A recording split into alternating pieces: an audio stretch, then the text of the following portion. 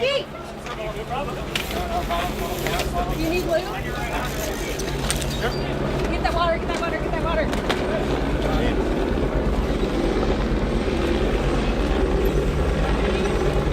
Is that?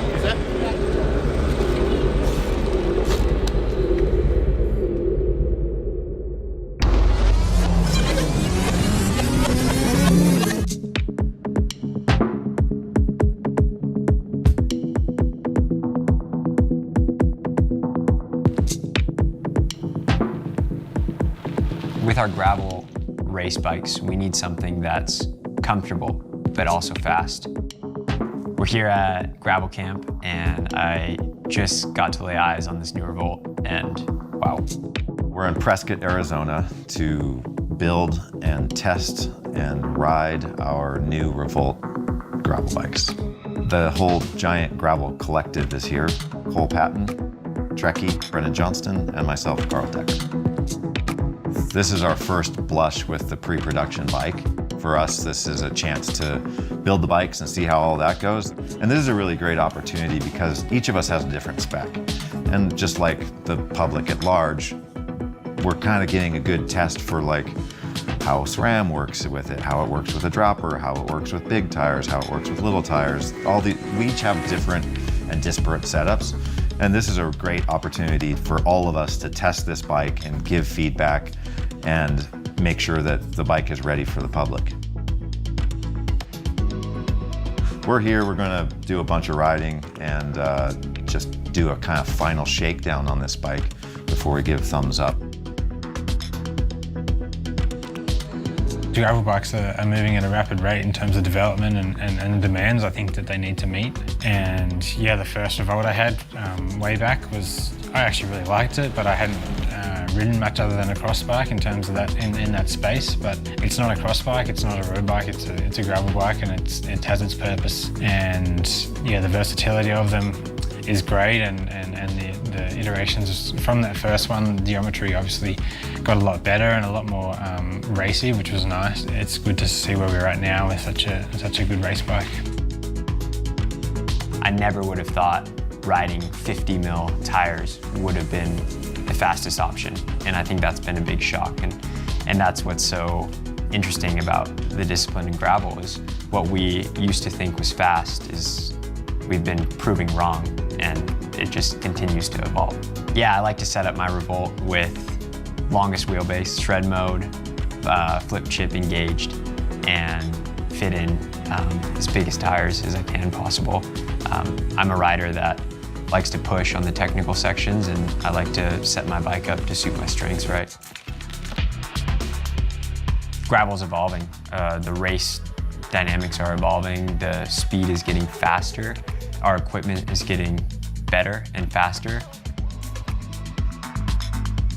I take a lot of confidence in working with Giant on the development of this new Revolt and their attention to continue to evolve in the sport and listen to our feedback and be part of that growth. Yeah, for me, a great gravel race bike. I don't know, I'm looking for something that heads towards a road bike, you know. TCR style of bike, but can handle the demands of the gravel courses that we race now, which are varying and also, yeah, it can be a lot, you know, the courses change. So it needs to be fast, but so capable that you can head off-road in, you know, high speed and come across a rough section of road that you're not prepared for, but the bike is okay.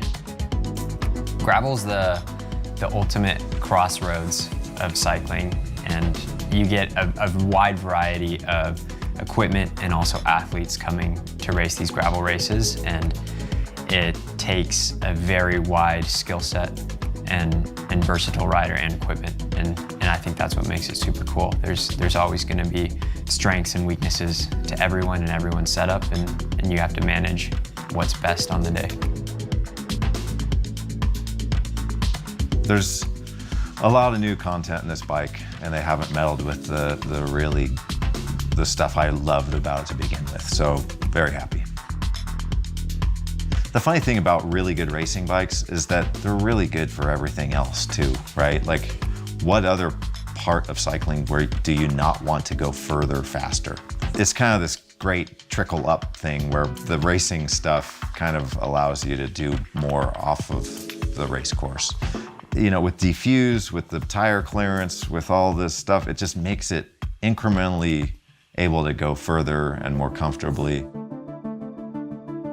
Having the ability to put a bunch of stuff into your frame really is gonna make my life easier, considering I usually have to have all that stuff in my pockets. You know, that's what the bikes are made to do. They're made to go off-road and fit larger tyres. That's why we have this clearance. Yeah, I feel like take advantage of that. I'm looking forward to getting on it for the rest of the year.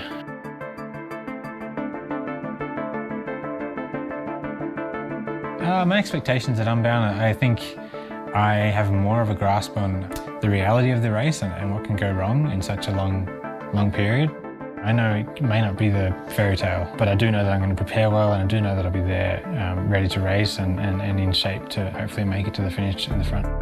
Yeah, I'll be far more relaxed heading to Unbound. I think I just had no idea what to expect last year. I'd done a lot of, well, as much research as I could, but yeah, I still felt like I had that stress of not knowing and being unsure of what was going to play out on the day or even, you know, the days before. So it's a weight off the shoulders to have been there once. Yeah, it's going to be nice to go back and be familiar with Emporia and, yeah, the trip out there. I feel like it probably does suit me quite well. I like the idea of going so deep into the day and still having to race at the end. Like, I'm keen to play my hand at it again and see if I can, yeah, be there with them.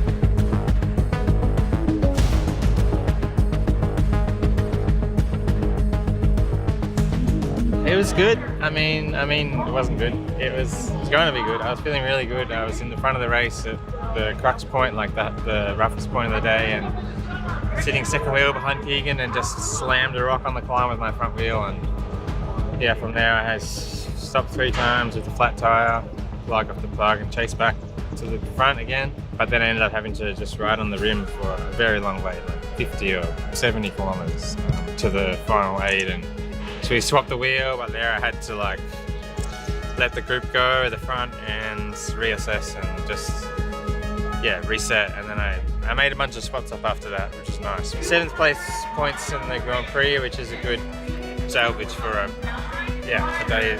Could have been better. Unbound is the hardest. It's the longest. It's fast. The team have to do so much, and yeah, we have to do so much days before to get ready. And yeah, it's a big undertaking for everyone.